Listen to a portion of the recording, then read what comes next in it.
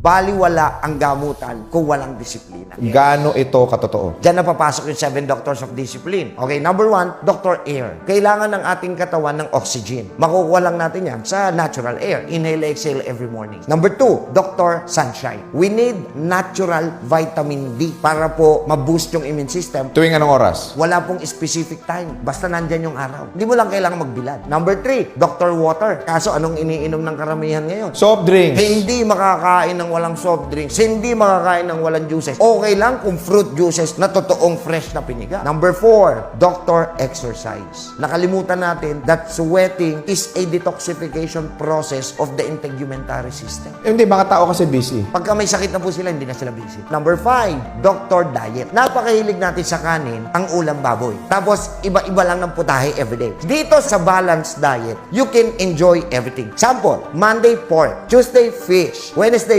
vegetable. Huwebes, baka. Biyernes, manok. Sabado, seafoods. Na-enjoy mo in the whole week. Balance lang because different organs needs different nutrients. Number 6, Dr. Sleep. Kaya nagkakasakit ang tao because of cell degeneration. So, ang unang tatargetin para magkasakit, cells. And last but not the least, number 7, Dr. Energy. Means positive mindset, positive attitude, positive outlook.